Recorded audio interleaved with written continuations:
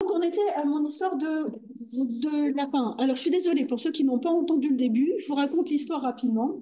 On a un loup qui tombe au fond d'un puits parce qu'il pense qu'il y a un fromage, en fait. C'est le reflet de la lune.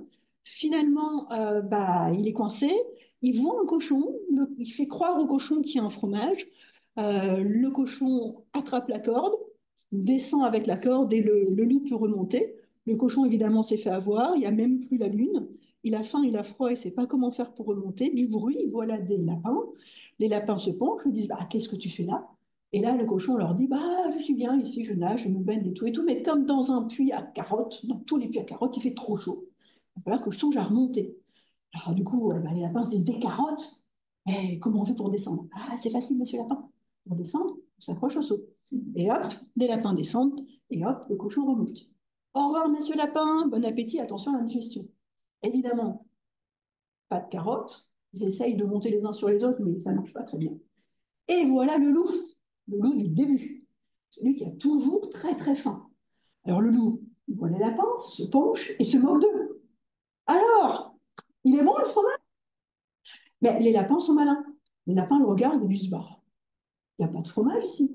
Par contre, il y a des lapins. T'aimes plus ça le lapin? Et le loup, oubliant toute prudence, s'accroche à la corde, et hop, le loup descend, et hop, le lapin remonte, il essaye d'en attraper un au passage, mais trop pressé, il descend trop vite, c'est raté. Plouf, fait le loup, boum, fait le saut, où il fait le loup, fin de l'histoire. Donc ça, c'est l'histoire de Philippe Corentin qui s'appelle Plouf, que tous les enseignants ont dans leur bibliothèque. Et alors, avec cette histoire, qu'est-ce qu'on va faire? Cette histoire, c'est l'idéal pour lancer une démarche d'investigation sur une histoire. On fait toujours la même chose avec des histoires quand on travaille avec les petits. On devrait, hein. Je vous le dis, parce que la plupart des enseignants ne le font pas. C'est est-ce que c'est possible de faire comme dans l'histoire? Est-ce que c'est possible que les personnages montent et descendent comme dans l'histoire? Et là, vous voyez, on commence à travailler déjà en premier élément de quoi on a besoin pour essayer de faire comme dans l'histoire. Parce qu'on peut répondre oui, on peut répondre non, on s'en fiche. Hein. Répondre non, la question c'est pourquoi? Pourquoi vous pensez ça? En général, ils ne pensent pas, ils n'ont pas d'idée particulière par rapport à ça. Mais comment on pourrait faire pour savoir de quoi on a besoin? Et là, vous le voyez peut-être venir. On a besoin d'un loup, d'un cochon, des lapins et d'un puits. Et qu'est-ce qu'on va faire du coup? Eh bien, on va faire une modélisation, on va faire un modèle analogique. Et vous voyez, ça, c'est un élément intéressant. Parce que là, on va naviguer entre deux mondes. Le monde de l'histoire et un modèle analogique. Et quand on fait des sciences, eh ben, d'une façon générale, on travaille entre le monde et des représentations du monde. Vous voyez, on peut déjà travailler cette navigation entre le monde et des représentations du monde dès la maternelle en utilisant des histoires. Et prendre conscience, faire prendre conscience aux enfants qu'il y a deux niveaux différents, deux mondes différents entre lesquels on navigue, faire ça, c'est l'air de rien déjà les sensibiliser à un élément important des sciences qui est cette navigation entre le monde et ses représentations.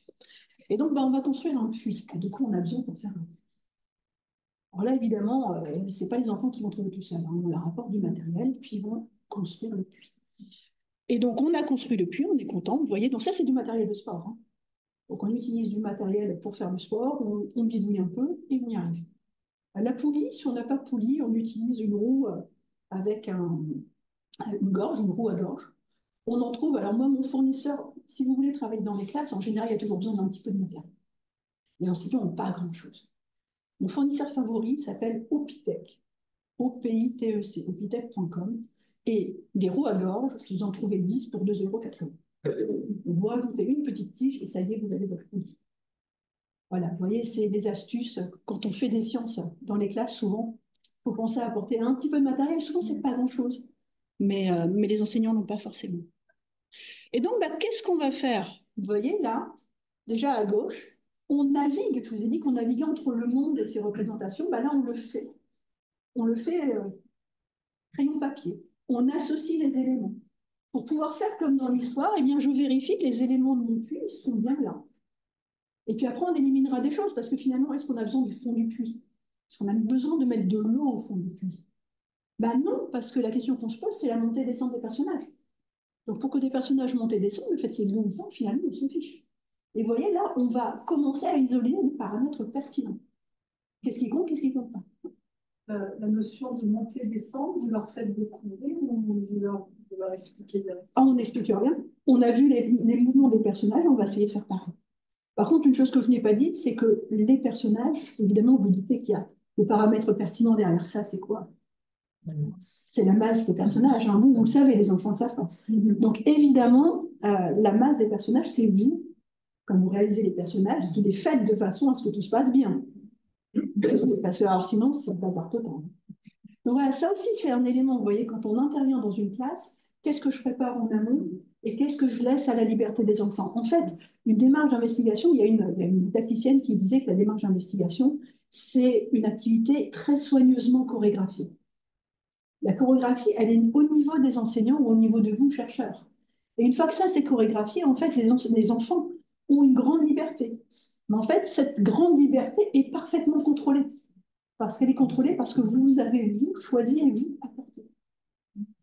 Et c'est ça qui est difficile. Et c'est ça qui ne s'invente pas. Enfin, qui ne s'invente pas. Il faut penser en amont. Hein. Donc là, vous voyez, on navigue entre différents mondes et on associe les éléments les uns aux autres. Là, c'est une navigation explicite entre le monde et ses représentations. À droite, vous avez des dessins d'enfants. Alors, c'est des fins de plutôt de grande section, ça. Hein. Tout ce qui est écrit, ce n'est pas les enfants, hein. C'est le maître. Hein. C'est ce qu'on appelle de la dictée à la lutte. Donc, l'enseignant écrit ce qu'a dit l'enfant. Et donc, bah, comment on va faire pour savoir? Et ça, c'est l'élément fondamental. En science, comment on fait pour savoir? On essaye. Et ça, c'est un élément que les enseignants ne disent pas assez. Faire des sciences, c'est donner la primauté à l'expérience. Et si on est en désaccord avec ce qu'on a observé, bah, il faut changer d'avis. Ça a l'air de rien, mais ça, si nos politiques le faisaient un peu plus souvent, ce serait pas plus mal. Donc, vous voyez, voilà, c'est un élément important, ça donner la primauté à l'expérience. Et c'est un élément que vous pouvez faire passer dans les classes quand vous en parlez. Vous le dites, mais vous le dites pas, vous le dites évidemment, mais vous ne le martelez pas d'une certaine façon. Il faut le dire vraiment. Ça, c'est un truc qu'on sait en didactique maintenant, c'est qu'il faut être explicite. Si vous n'explicitez pas les raisons pour lesquelles vous faites des choses, ça passe pas. Alors si, ça passe quand vous avez un doctorant et qui reste 4 ans ou 3 ans avec vous. Ah oui, mais vous voyez, quand vous intervenez dans une classe, ça ne va pas être 3 ans. Donc voilà. Et donc vous voyez à gauche, bah, ce qu'on a fait, c'est ça. Il y a ce que je pense et ce que j'observe. Donc vert, rouge, hein, couleur classique, vert c'est possible, ça marche, rouge ça marche pas. Donc je pense que c'est possible et puis j'observe. Et donc vous voyez la première étape, le loup qui tombe, bah, ce que je pense, et on fonctionne avec des logos et ça on peut le faire aussi avec des élèves plus grands, hein, jusqu'au cycle 3, donc CM2 sans aucun problème. Donc ce que je pense, ce que je vois, là tout va bien. Et puis deuxième étape, bah, le loup qui remonte, le cochon qui descend, ça marche bien. Pareil pour l'étape suivante avec les lapins. Étape dernière étape, vous en pensez quoi? Un petit peu d'interactivité dans la salle? Marche. Ça ne marche pas. Pourquoi? Parce que le loup est plus léger que le cochon, qui est plus léger que les lapins, et donc il ne peut pas être plus léger que le loup. Vous êtes d'accord avec ça?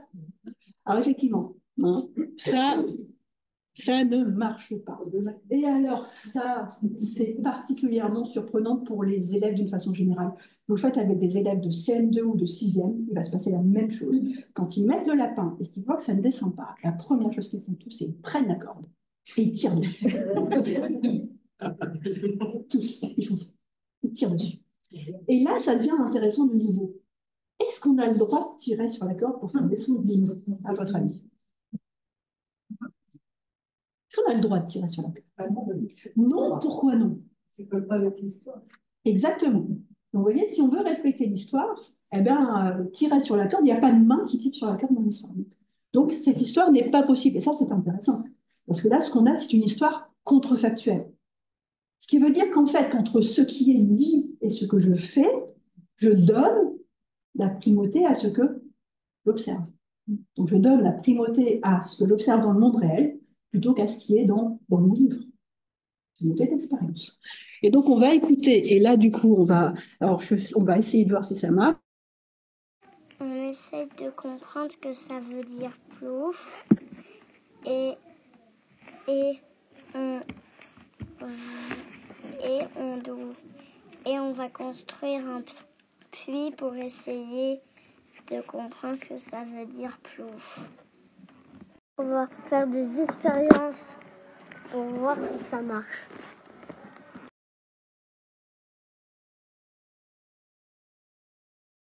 Donc, ce qu'on fait dans les classes, souvent, c'est le travail par groupe d'élèves. Et ça, c'est une chose que font jamais les enseignants. Quand on fait des groupes d'élèves, si on a fait la même chose, qu'est-ce qu'on doit trouver à la sortie? La même chose. Si je fais la même chose, j'ai le même résultat à la sortie. Ça, c'est la reproductivité. Ça n'est jamais explicité. Et ça aussi, c'est un élément que vous pouvez apporter aux enseignants. Vous leur montrez aussi que des fois, ça ne marche pas. Oui, mais alors, parfois, ça ne marche pas. Il faut en trouver qui passe. Alors, voilà, on y arrive. Mais attendez, déjà, la reproductibilité. Ouais, déjà, on va construire la notion de reproductibilité. Si je fais la même chose, je trouve la même chose. Là, c'est facile, mais je suis sur du qualitatif. Ça monte, ça descend. Je n'ai pas de mesure. Donc, quand je n'ai pas de mesure, déjà, je n'ai pas de gestion de barre d'incertitude, etc. Et là, on vient en manque. Mais là, du coup, on a tous essayé. On a tous fait la même chose. Et on a tous trouvé le même résultat à la fin. On a tous constaté que le loup, il ne descend pas. Et du coup, on peut introduire les mots. Quand on fait la même chose et qu'on trouve la même chose, pourquoi on l'a fait déjà? Parce que le fait que ce soit reproductible, c'est bien, mais pourquoi est-ce qu'on teste la reproductibilité des expériences? Ça aussi, si vous ne le dites pas, les enfants, il n'y a aucune raison qu'ils le sachent. C'est pour être plus sûr. C'est pour avoir un résultat plus fiable. Et ça, vous voyez, là derrière, on est en train de travailler aussi sur la citoyenneté, sur l'esprit critique. On s'assure de la fiabilité de nos résultats en testant leur reproductibilité. Et ça, on peut le faire passer aux élèves dès la moyenne grande section. Donc, et ça, on peut le faire en classe puisque on a tous fait la même chose et on a tous trouvé la même chose. Alors, sachez qu'en classe, c'est comme au laboratoire. On fait la même chose, mais parfois on ne trouve pas la même chose quand même. Exemple, vous travaillez sur la saturation en sel dans l'eau. Ce que vous allez faire avec des enfants, c'est qu'on va y aller par cuillère. Et donc, une cuillère, on touille, ça se dissout, ça ne se dissout pas, 2 cuillères, etc. Est-ce que vous avez fait la même chose, les enfants? Oui. Est-ce que vous avez trouvé la même chose? Combien de cuillères? 3, 3, 3, 4. Ah, vous n'avez pas fait la même chose. Alors, est-ce que vous dites ça? C'est ce que vous allez dire, c'est ce que vous dire les enseignants. C'est les enseignants vont dire, il y a un problème, vous êtes trompé, il faut refaire. C'est ce qu'ils disent en général. Si vous voulez travailler la reproductibilité, il va falloir le faire autrement. C'est alors, vous me dites que vous avez fait la même chose, oui. Est-ce que vous avez trouvé le même résultat? Non, on n'a pas trouvé le même résultat. Qu'est-ce que ça veut dire? Est-ce qu'il y en a un qui a faux? Est-ce qu'il y en a un qui a vrai? Parce que c'est comme ça, les enfants, j'ai faux, j'ai vrai. Bon. Non. Est-ce qu'on a vraiment fait la même chose? Vous me dites que vous avez fait la même chose. Et c'est là où le langage entre en jeu. Vous me dites que vous avez fait la même chose. Mais est-ce que vous avez vraiment fait la même chose? Comment on peut faire pour savoir qu'est-ce que vous avez fait? Nous, on a les cahiers d'expérience. Les cahiers d'expérience, c'est l'équivalent aujourd'hui. Dans une classe, écrire. Donc, essentiellement, ils n'ont pas une note de ce qu'ils ont fait vraiment. Donc, on n'est pas sûr de ce qu'ils ont fait. Puis surtout, le coup de la cuillère, vous me voyez venir. Il y a des cuillères rases et puis des cuillères un peu bombées. Donc, est-ce qu'on a fait vraiment la même chose? Et là, on va se mettre d'accord. On va se mettre d'accord de nouveau sur la façon de faire, sur notre protocole. Et une fois qu'on s'est mis d'accord, et là, OK, maintenant, on recommence tous et on est vigilant. Et est-ce qu'on a pris la même quantité d'eau aussi? Et donc, à partir de là, vous voyez, on peut aller sur, maintenant, on a vraiment fait la même chose et est-ce qu'on a trouvé le même résultat? Et à l'école primaire, tout est fait de façon à ce que la réponse soit oui. On n'est pas sur de la recherche de course avec des paramètres pertinents qui ne sont pas évidents. Ça, vous l'aurez peut-être si vous travaillez sur des sabliers. Mesure d'une durée. Et vous voyez, ça pareil. Les enfants et les enseignants vont vous dire que ça va vite. Non, ce n'est pas une question de vitesse. C'est une mesure de temps. Et là, c'est là où vous, en tant que scientifique, vous pouvez vraiment intervenir. Parce que c'est, vous voyez, je ne sais plus qui disait tout à l'heure sur les microscopes, justement, les mots ont leur importance. La science commence là où les mots ont un sens précis. Et ça, c'est une chose que les enseignants oublient beaucoup. Par contre, attention, vous, de votre côté. Parce que souvent, vous utilisez des mots en pensant que ils sont connus et que tout va bien, qu'on met tous la même chose derrière, alors que ce n'est pas le cas. Un mot piégeux, mais terrible, en tout cas en physique, c'est le mot pression. Ah, le mot pression, vous l'utilisez, les enfants l'utilisent et tout va bien, on a l'impression que tout le monde se comprend. Hein. Mais au final, non. Donc il y a des mots comme ça qui servent de. On dit souvent de mots écran. C'est-à-dire, c'est des mots, on les a utilisés, puis à partir de là, pouf, c'est bon. Mais non, justement. Donc, en tant que scientifique, soyez vigilants quand vous intervenez avec les enfants aux mots que vous utilisez pour être sûr qu'on met tous la même chose derrière le même. Ça, c'est une difficulté assez classique. Et pourquoi il ne me montre plus rien? Il est fâché? Vous voyez? Ah ouais, on va sur les petits écrans là. Vous voyez sur les écrans? Oui, On voit pas. c'est là-bas. Ça doit vraiment être le HDMI local. Ouais. Bon, vous arrivez tous à voir? Non, pas vous, du coup. Non. Je vais mettre quelques petits. Brancher des branches, Ouais, à part ça. Attends, je vais peut-être faire ça, mais je sais pas ça. Oui, c'est normal. Ah bah, Catherine vient de débrancher. Catherine rebranche.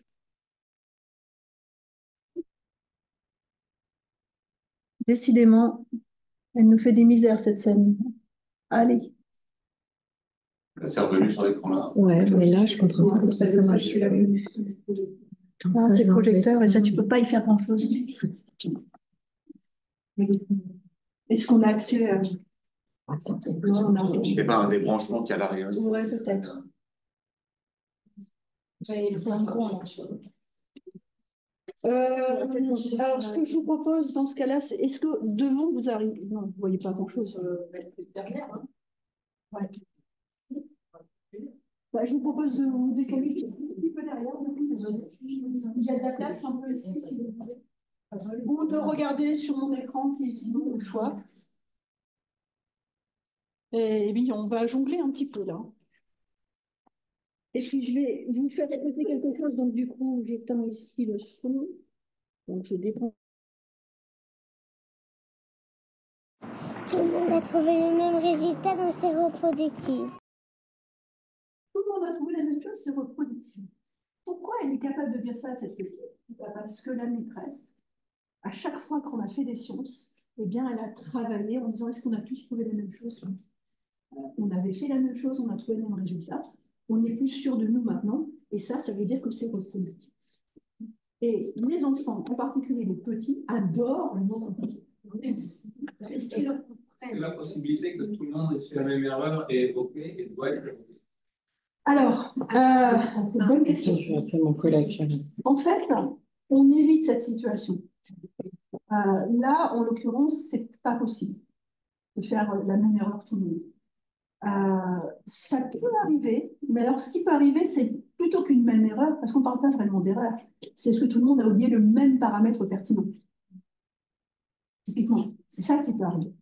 Et ça, par rapport au jeu sur les paramètres pertinents, on va les aider à travailler ça avec la robustesse. Donc, on va tester la reproductibilité et la robustesse. Et en testant la robustesse, boum, ce paramètre qui était pertinent mais qu'ils avaient zappé, il réapparaît. Et c'est typiquement le genre de question qu'on va poser pour faire ça, pour travailler sur la robustesse, ça va être est-ce que vous pensez qu'il se passerait la même chose si? Est-ce qu'il se passerait la même chose si je changeais ça? Ils vont vous dire oui ou non. Mettons qu'ils vous disent oui. Ça veut donc dire que ce paramètre pertinent-là, il a été zappé par tout le monde. Comment on va faire pour savoir? Et toujours pareil, comment on fait pour savoir? On essaye. Et donc, on va essayer, et quand on va essayer, on s'attend à trouver la même chose, et on ne trouve pas la même chose. Donc, c'est que cet élément-là, il avait un impact. On avait oublié ce paramètre. Donc, voilà la stratégie dans ce cas-là. Donc, c'est l'association, comme science, comme en recherche, du test de la robustesse et du test de la reproductibilité qui permet de débugger tout ça. Et ça, inutile de vous dire que, même si on l'a écrit dans le programme, inutile de vous dire que les enseignants savent pas. Et là, ils sont trop petits pour vérifier l'exactitude. Alors là, il n'y a pas de problème d'exactitude. Ça monte ou ça descend, c'est tout. Ça monte ou ça descend, c'est tout. Et ce qu'on va faire, on met la note. Ça descend, on n'a aucun problème avec ça, on est sur du qualitatif. Quand on va être sur du quantitatif, effectivement, il va falloir se mettre d'accord sur ce qu'on considère comme être pareil. Typiquement, l'eau se change en glace à 0 degré Celsius, on aime. Cette phrase, elle est fausse, elle n'est pas reproductible. Parce que ce qu'on teste quand on teste une reproductibilité, c'est la reproductivité, finalement, d'une phrase. Un résultat est convaincu. Par contre, dire l'eau se change en glace aux environs de 0 degré, ça marche. Et après, le aux environs de 0 degré, on pourra le mettre entre plus ou moins 2 degrés, par exemple. Plus ou moins. Vous voyez? Donc voilà comment on va lisser les choses. Et puis là, on est parfaitement associé au programme de maths. Et on travaille en lien avec les maths. Mais là, on est sur du quantitatif et ça, on va laisser ça au plus grand. Au plus grand, c'est moins ça. Oui. Voilà. Donc, reproductibilité. Alors, pour ceux qui arrivent à voir les choses, évidemment, ce loup, il est en mouvement. Il est descendu dans l'histoire, donc ils veulent le faire descendre. Comment on fait pour faire descendre le loup? Eh bien, ça, ils veulent le faire. Plus ils sont petits, plus ils sont... Enfin, c'est bien. Enfin, ils ont la bonne attitude, j'ai envie de dire. L'attitude qu'on éteint chez eux quand ils grandissent. C'est-à-dire, ne vous posez pas de questions et puis laissez courir ce que vous faites. Les enfants, les petits, ils ne laissent pas courir ce qu'ils mettent. Tant qu'ils ont un truc dans la tête, ils l'ont. Donc, ils ont cette question en tête, on va les aider à aller là-dessus. Comment on pourrait faire pour descendre ce foutu loup? Comment on peut faire? Eh bien, ils ont des tas d'idées. Et voyez là, l'idée qu'ils ont eue, eh bien, c'est de mettre un caillou sous le loup. Alors, il n'a pas mangé, hein, il a toujours très très faim. Donc, il propose un caillou. On pourrait faire revenir aussi une maman loup. Hein. Les enfants qui proposent de faire venir une maman pour aider le loup à descendre. Mettre deux loups. Un caillou, on a plein de solutions. Alors là, ça devient intéressant. Donc, on essaye, effectivement, maintenant ça marche, mais on a changé l'histoire. Et là, on va jouer sur quelque chose. Vous utilisiez tout à l'heure, le loup est plus léger que le cochon, qui est plus léger que les lapins, donc il ne peut pas être plus léger et plus lourd que les lapins en même temps. Ça, c'est un raisonnement, aide-moi je dis, 1 implique B implique C, transitivité. Les petits n'ont pas la transitivité. Ils n'ont pas encore construit la transitivité. C'est un peu plus tard. Mais ça n'empêche pas de faire tout ce travail. Et là, ce qu'on va faire, c'est qu'on va leur dire, maintenant qu'on a notre nouveau loup, qui permet de faire remonter les lapins, on le reprend au début de l'histoire. Et si on reprend au début de l'histoire, maintenant, avec mon cochon, ça ne marche plus. Il faut mettre du poids, rajouter du poids à mon cochon. Et puis, évidemment, avec mon nouveau cochon, les lapins, ça ne marche plus. Rajouter du poids au lapin. Et puis, quand j'ai rajouté du poids au lapin, avec mon loup, ça ne marche plus. Et là, vous voyez, on commence à faire sentir aux élèves que peut-être qu'il y a quelque chose qui est en lien avec le poids, peut-être. Hein, peut-être. Alors, une question, ça c'est parce que j'ai des collègues littéraires qui ne supportent pas qu'on fasse des sciences avec des albums. Parce que ça casse l'imaginaire des enfants. Et donc, je me suis dit, je vais leur demander aux gamins. Le plus simple, c'est de leur demander à eux. Est-ce que c'est gênant si Philippe Couratin a écrit une histoire qui n'est pas possible? Alors là, on va écouter quelques enfants. Ouais, si tu veux bien, désolé. Et vous allez voir, j'aimerais bien que mes étudiants répondent. En fait, les adultes, ils font ce qu'ils veulent, donc du coup, c'est Philippe Corentin, il fait ce qu'il veut, donc du coup, il fait soit écrire une histoire vraie, soit écrire une histoire fausse, donc c'est pas grave, c'est pas gênant si Philippe Corentin écrit une histoire fausse. Non, parce que dans une histoire, on peut faire ce qu'on veut. Dans les histoires, on peut faire ce qu'on veut, mais nous, quand on est dans notre monde à nous, on ne peut pas dire ce qu'on veut. Parce que quand on fait des sciences, faire des sciences, c'est donner la primauté à l'expérience. Vous voyez, oui, mais en tout cas, nous, on construit ça chez les petits. On construit chez les petits l'idée que dans une histoire, on fait ce qu'on veut, mais nous, quand on raconte des choses, quand on fait des sciences, on donne la primauté à l'expérience.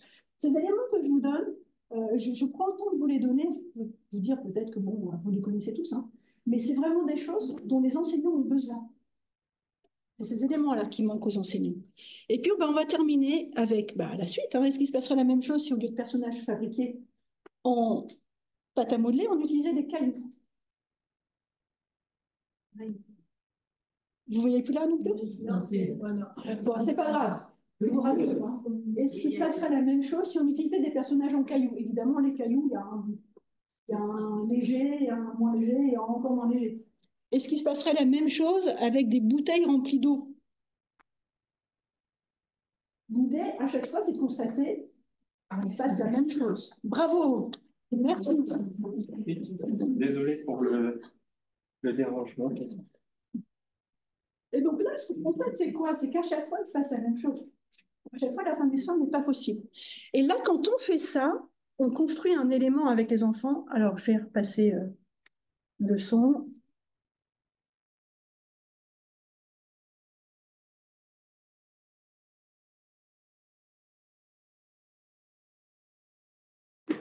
Ça marcherait toujours, puisqu'en fait, on a déjà essayé avec les cailloux, et de toute façon, ça marcherait toujours, puisqu'on a essayé plein de fois.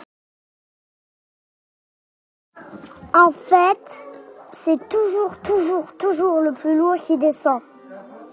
C'est reproductible.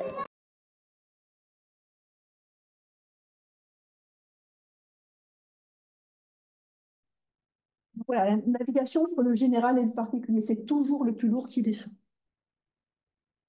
Et donc, dans ce cas-là, ça veut dire aussi, alors attendez, j'ai dû rater. Mais je pense que c'est parce qu'on n'avait pas transféré ça. Ouais, c'est compliqué, hein. C'est un peu compliqué, cette histoire. Donc, je vais aller un peu plus loin. Donc, voilà. Donc, une fois qu'on a testé la reproductibilité, on va se poser la question de la robustesse. Si on a dit que c'était toujours le plus lourd qui descendait, ça veut dire que le reste, je peux le changer sans que ça change le résultat. Et on va demander aux enfants, qu'est-ce qu'ils peuvent changer? Alors, vous voyez, ça, c'est, pour revenir sur votre intervention tout à l'heure, hein, qu'est-ce que je peux changer sans que ça change le résultat? Ça, c'est vraiment le travail sur la robustesse. Mais on peut aussi, en cas de ratage d'un paramètre, poser directement la question, qu'est-ce qui se passerait si je changeais ça? Et là, on a laissé les enfants imaginer des idées. Et ils ont proposé de changer la taille de la poulie, de changer la matière de la poulie, de remplacer des poteaux par des enfants. Il y en a qui changent aussi la couleur de la corde, la matière de la corde. Enfin, il y a plein de choses. Et puis, on essaye. Et quand on essaye, on constate. Il se passe la même chose. Alors, je vais vous laisser écouter la petite fille qui parle. Et on me posait la question, mais ils utilisent le mot reproductible, mais est-ce qu'ils savent à quoi ça correspond? Là, la petite fille va utiliser le mot robuste. Parce qu'elle a appris aussi le mot robuste. Mais vous allez voir qu'avant de le dire, elle va commencer une phrase pour expliquer, parce qu'elle ne se souvient plus du mot. Et ça, pour nous, c'est un indicateur. Si elle est capable de commencer à formuler une phrase pour dire le mot, parce qu'elle ne se souvient plus du mot, c'est qu'elle comprend vraiment ce qu'elle est en train de dire. Alors,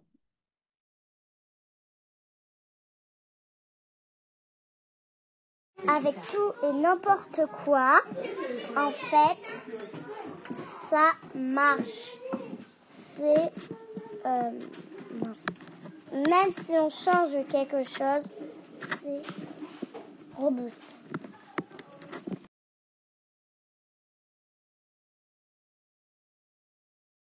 même si on change quelque chose, elle commence comme ça, et puis elle retrouve le mot, c'est robuste. On est avec des enfants de 5 ans, là, 4-5 ans. Donc, vous voyez, c'est des éléments, si vous les donnez aux enfants, si vous les faites partager aux enfants, les enfants peuvent s'en emparer. Et ça, l'enseignant en général, il sera complètement démuni par rapport à tout ça, et c'est ça que vous pouvez leur apporter vraiment, ces éléments-là. Et donc, voilà, là, évidemment, tout ce qui est écrit, c'est pas pour les enfants, hein, on est bien d'accord. Simplement, ces cahiers, ils vont à la maison. L'idée, c'est que les parents qui accèdent aux cahiers, etc., au moins, ceux-là, ils ont les informations et ils peuvent aller plus loin avec leurs enfants. Il y a un travail en lien avec les parents. Hein. Pensez aux parents.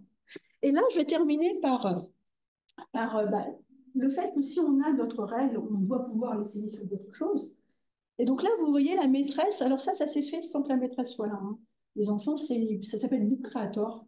Ça marche très bien. On vous parlera tout à l'heure, peut-être dans les questions. Enfin, Christophe est là, peut-être. Christophe Chazot, il est là-bas. D'une application qui s'appelle Physique. Physique Junior, avec un F, 2 Z et un Q, Physique. qui est une application justement pour aider et accompagner la démarche d'investigation.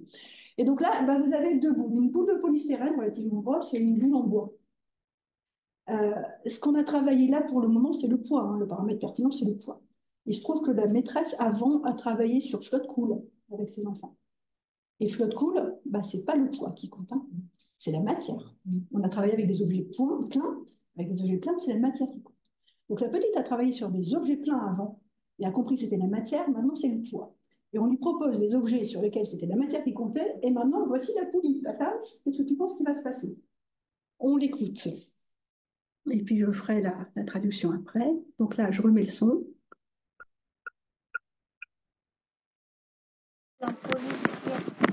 Il y a une boule en polystyrène et une boule en bois.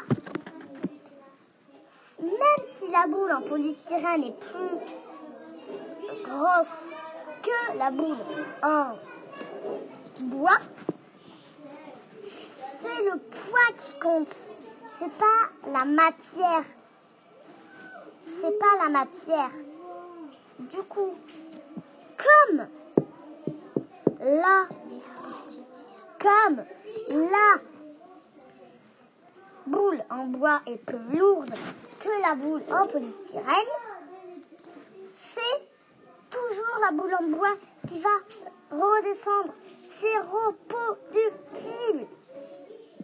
Attention les gars, de ne pas vous tromper, parce que maîtresse a fait un piège.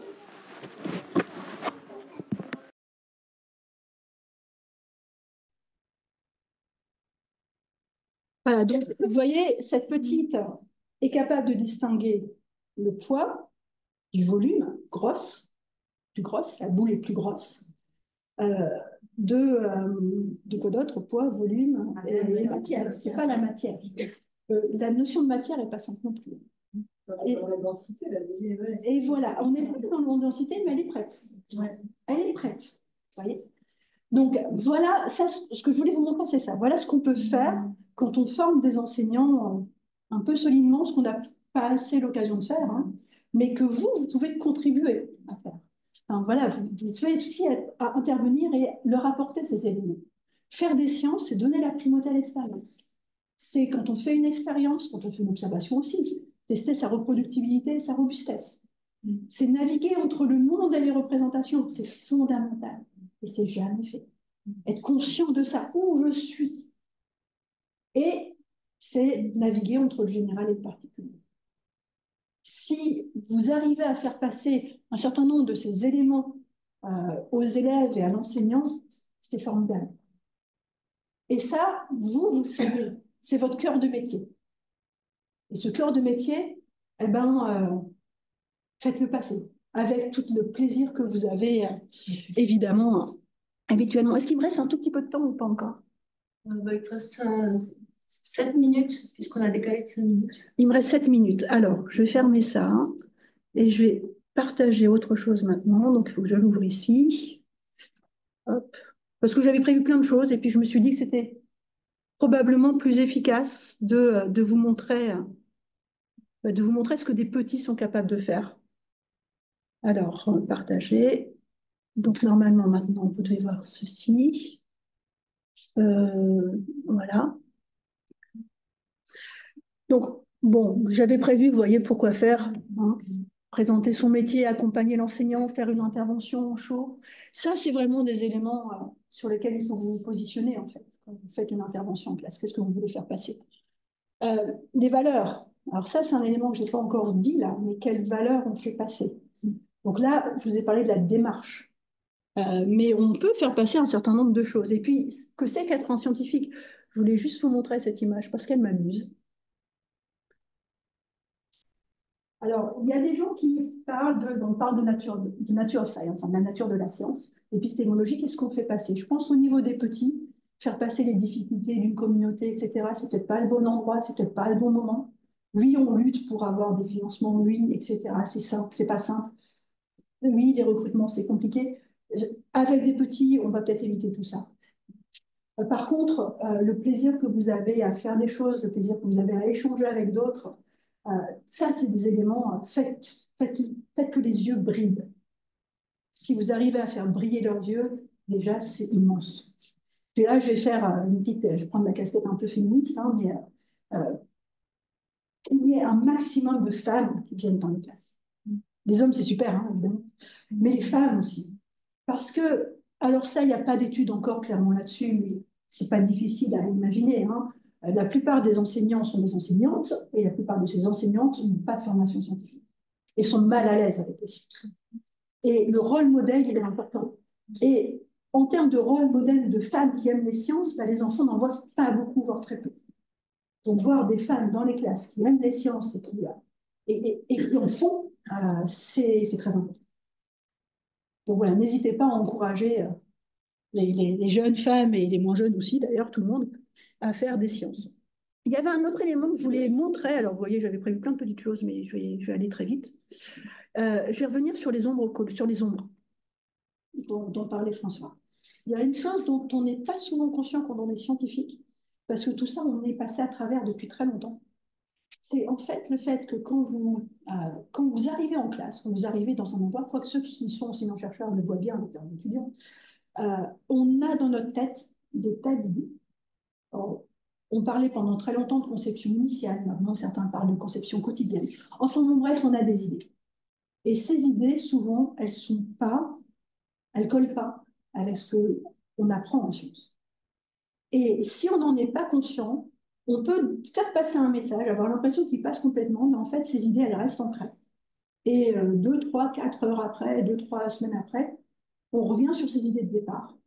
Et ces idées-là qu'on avait essayé de faire passer, elles ne sont pas passées. Je vais prendre le cas des ombres, que j'aime beaucoup.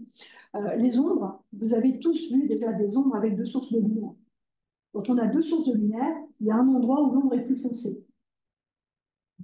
Vous demandez à des adultes normalement constitués, même pas des enfants, les enfants ça marche aussi évidemment, et vous leur demandez pourquoi c'est noir, c'est gris. Eh ben, ils vous disent assez facilement que gris plus gris fait noir. Et on additionne du gris pour faire quelque chose de plus sombre. Et à aucun moment ils ne pensent en termes de source de lumière. C'est plus sombre parce qu'en fait, il y a un endroit où il n'y a aucune source de lumière, enfin, aucune des sources de lumière qui crée les ombres qui arrivent. Parce que là, sinon, on ne verrait rien. Le nombre, c'est un déficit de lumière. Une absence de lumière, c'est rare que ce soit une absence de lumière. Et donc, sombre plus sombre donne très sombre. Bah ça, comment vous pouvez faire pour lutter contre ça? Je vais le dire, hein, mais ça ne marchera pas. Une façon de faire, bah, c'est d'utiliser une stratégie de contournement. Et là, typiquement, la stratégie que je vous montre, c'est une stratégie avec des ombres colorées. Parce que, du coup, c'est pas sombre, c'est vert et rouge, par exemple. Et au milieu, là, pour le coup, ça sera noir. Ou là, c'était avec 3 sources à droite, ce qui est beaucoup plus joli. Et vous voyez, et là, à partir de là, eh ben,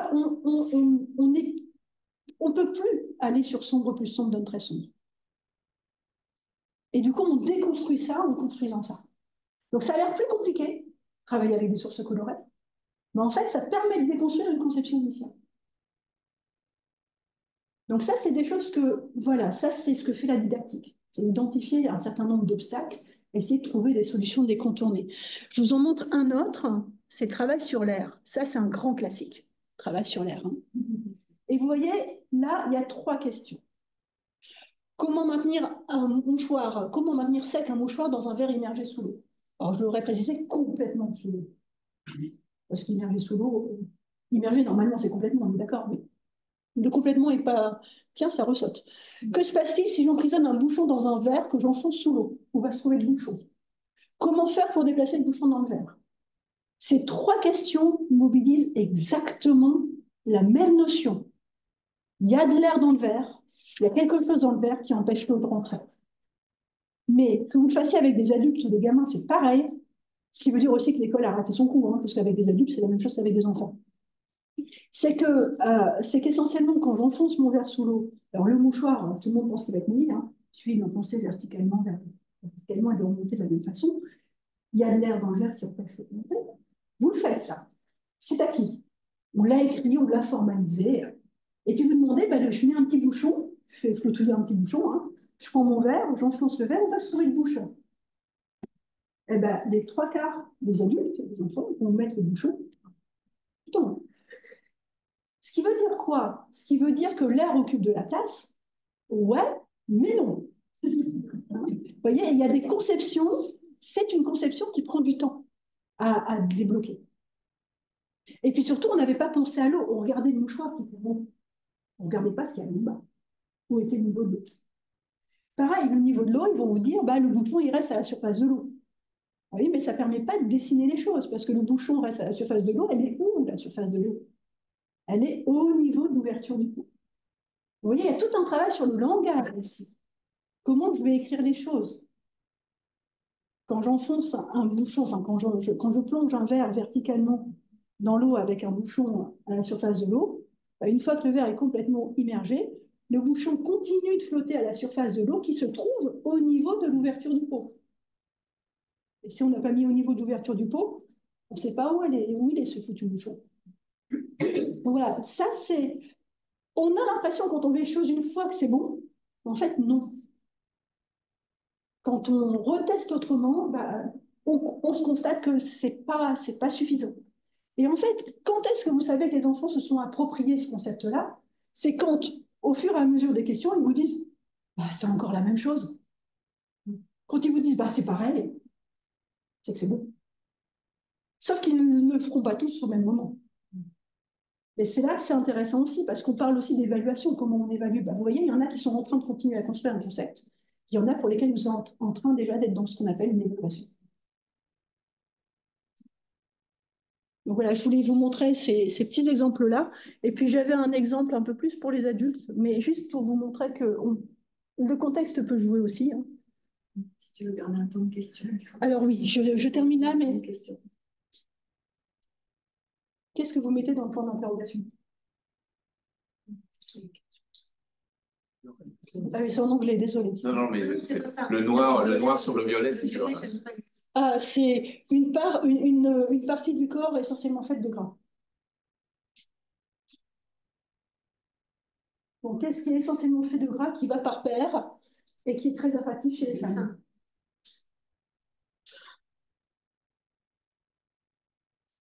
Si vous pensez actuellement à autre chose qu'à des seins, félicitations pour votre carrière en tant qu'en neurologie. Si je pense à autre chose que des seins.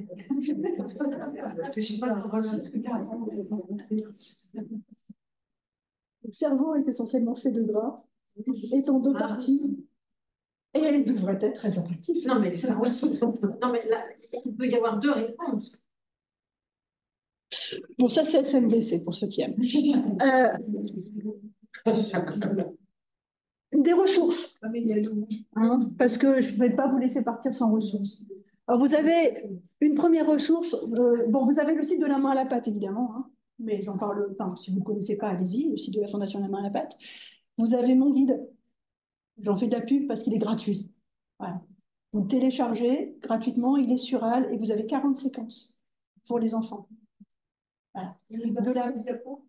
oui, mais prenez une photo peut-être déjà, parce que le temps que ça soit fait, c'est peut-être plus simple de faire une photo. Donc, 40 séquences de la maternelle au CM2.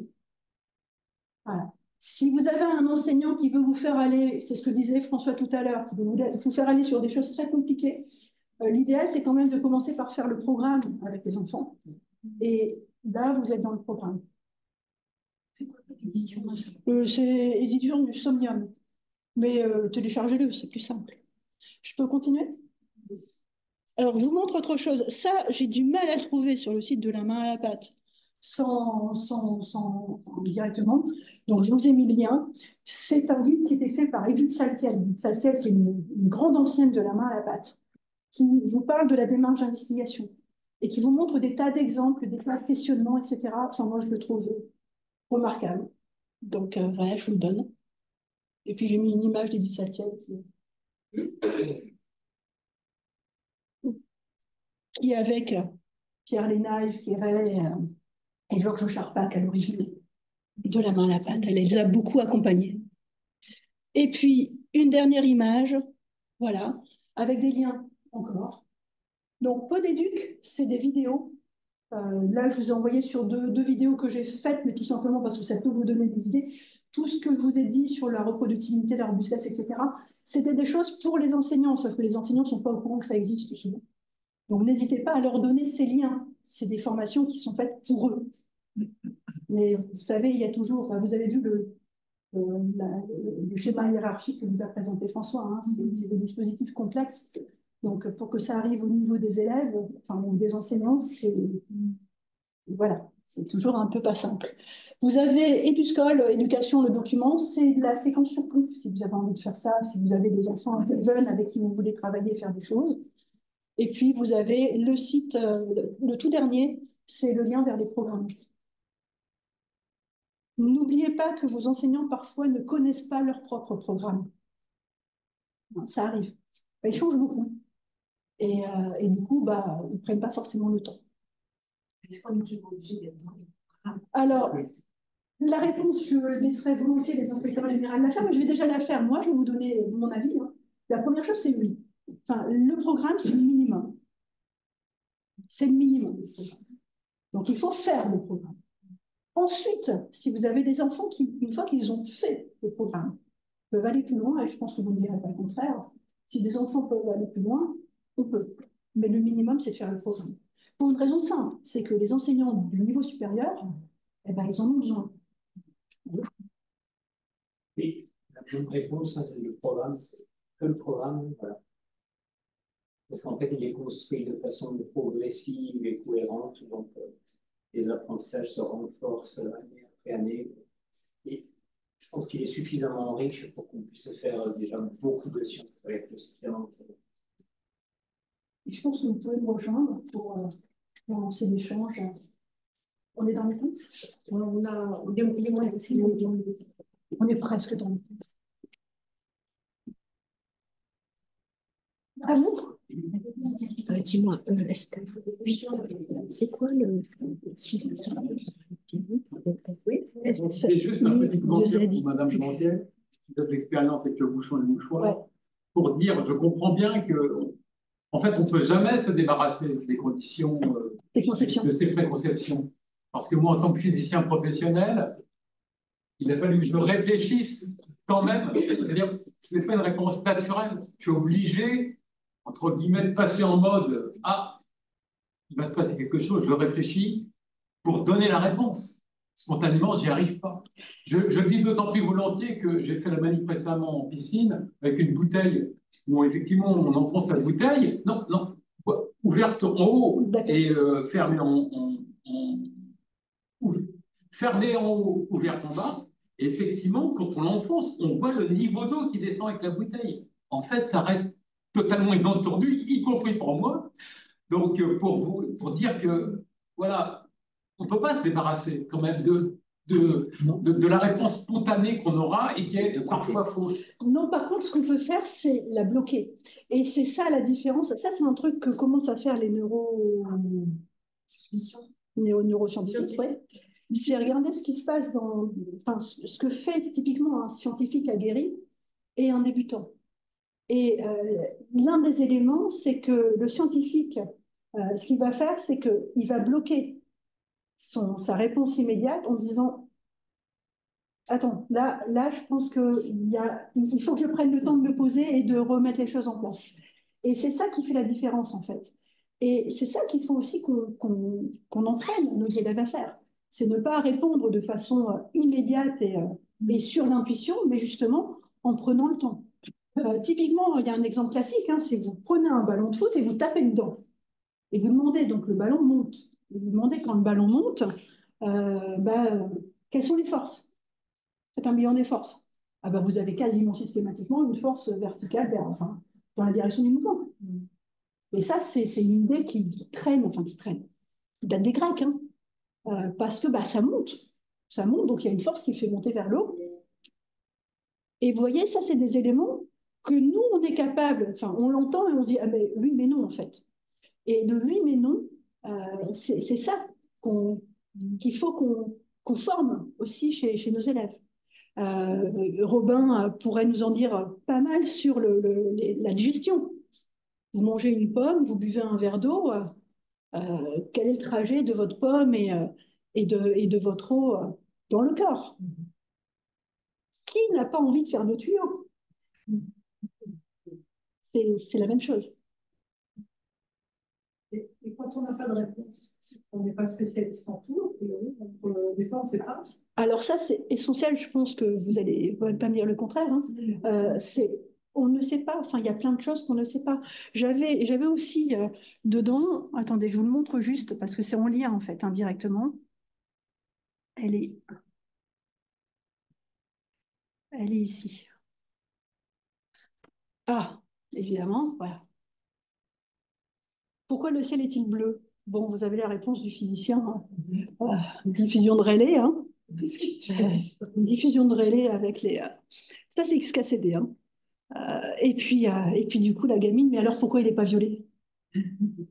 Puisque ça avait été zone recoupes. Mais bon, voilà, il y a deux choses. Il y a des questions auxquelles on ne peut pas répondre. Il y a des questions auxquelles on ne peut pas répondre parce qu'elles sont mal posées. Il y a des questions auxquelles on ne peut pas répondre parce que la science n'a pas réponse à tout. Et ça, c'est très important. Les intervenants peuvent plus facilement faire peut-être que les professeurs. Et puis, il y a des questions sur lesquelles on ne sait pas, ou personne ne sait. On ne sait pas, et on ne sait pas si la science sait. Oui, et dire que la science sait ne la science peut apporter des réponses. Voilà. Ouais. Mais nous, on ne l'a pas.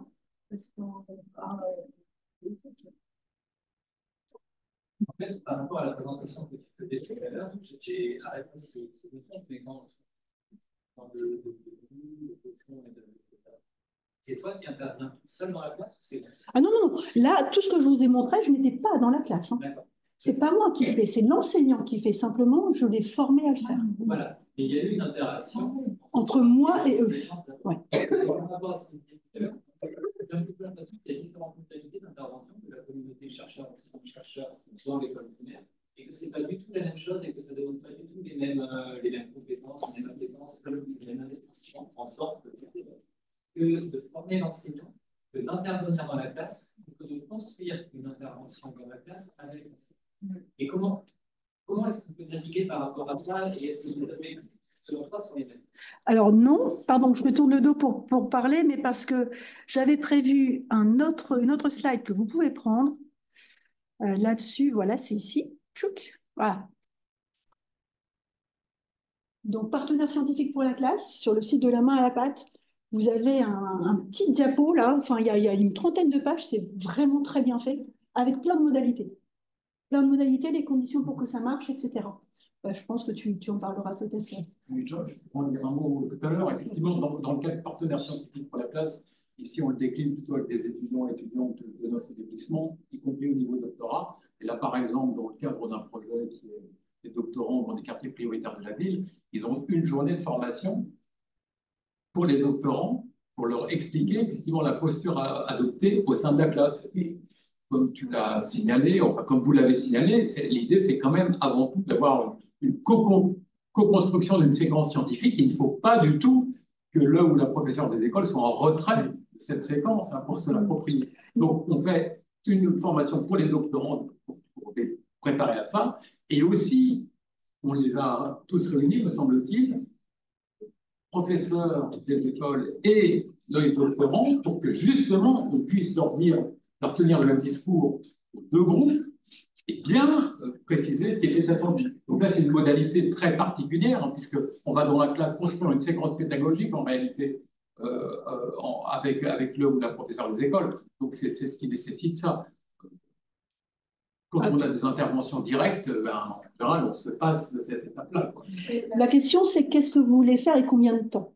En fait, vous avez, avec les petits, bon, alors déjà, plus ils sont petits, plus il faut être dans l'interaction quand même. Donc, il faut qu'il y ait eu un travail avec l'enseignant. C'est nécessaire. Alors, vous ne pouvez pas vous pointer dans une classe parce que l'enseignant vous a dit de venir. Enfin, si vous faites comme ça va être déroutant. Hein, c'est le moins qu'on puisse dire. Mais l'idée, c'est de toute façon discuter avec l'enseignant avant. Et vous-même, d'accord, souvent, ils ont des idées un peu délirantes, hein, les enseignants. Enfin, ils veulent faire des choses qui sont très compliquées, y compris pour leurs élèves, mais parce qu'ils n'ont pas non plus tout le background qui leur permet de se rendre compte du problème. Je vais vous montrer un exemple. Allez, ça a été la première fois que je me suis un peu disputée avec un collègue chercheur sur ce qu'on fait dans la classe. C'est l'oiseau buveur. Je ne sais pas si vous connaissez. En fait, c'est un oiseau qui monte et qui descend. Et puis, il expliquait ça en CP. Bon, voilà. C'est qui a soufflé? C'est toi, François. En fait, pour comprendre ce qui se passe, il y a un nombre de concepts physiques derrière qui est assez impressionnant. Et ce qu'il faut, c'est ça. Vous voyez, c'est décortiquer, OK, si je veux aller là, de quoi j'ai besoin avant? Ça, c'est un truc que les enseignants parmi vous ont l'habitude de faire. Hein. De quoi j'ai besoin avant pour pouvoir aller à cet endroit-là? Si le nombre de pas est très grand, bah, ça veut dire que ce n'est pas une bonne idée d'aller là. Peut-être aller là. Vous voyez. Et c'est pour ça que typiquement, bah, les séquences, le programme, il est là pour ça. Le programme, il vous dit jusqu'où on peut aller. Alors, si on est allé là et qu'on peut aller un pas plus loin, c'est super. Si vous êtes un spécialiste de la lumière et que vous arrivez avec un petit laser et que vous faites des choses qui ne sont pas complètement dans le programme, c'est pas grave, c'est ce que j'appellerais, vous voyez, c'est l'effet waouh. Hein? Faut pas s'interdire l'effet waouh. Faut pas s'interdire, faut être conscient par contre de ce qu'on fait, tu vois, je reviens là-dessus, j'interviens 1 heure, je vais parler de mon métier, je vais faire une intervention un peu chaud, pourquoi pas? Je vais présenter une activité en lien avec ma recherche, pourquoi pas? Mais attention, jusqu'où je vais et quel mot j'utilise. Là, j'en ai un autre, j'avais décidé de vous montrer des tas de choses que je ne peux pas faire avec mes élèves, alors je me suis dit que j'allais faire avec vous. Ça, c'est Fabrice R. Mais voilà, phrase courte, sujet, verbe, complément, enfin, vous voyez, c'est vraiment, enfin, voilà, il faut s'adapter à son public aussi. Il faut penser qu'on a des petits. Il y a des sciences, notamment de ma part, qui ne sont pas dans le programme, sauf de ma part, parce que, par exemple, l'astronomie. Et très bien faire. Alors voilà, si vous demandez aux enfants, si vous demandez aux enfants. Ça prend parce qu'il y a par exemple la mesure du temps, il y a tout ça, c'est de l'astronomie.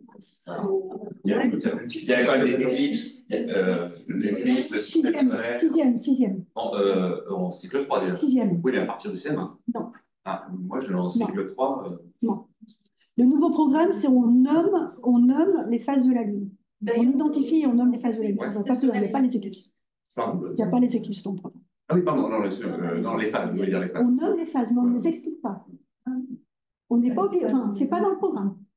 Dans le programme, on ne demande pas de les expliquer. Estelle, ouais. alors les phases de la Lune, tu te rappelles, on l'avait milité pour on l'avait mis, bien sûr. Et que ce soit cohérent sur le jeu des ondes, justement dans le système Soleil, Terre, Lune.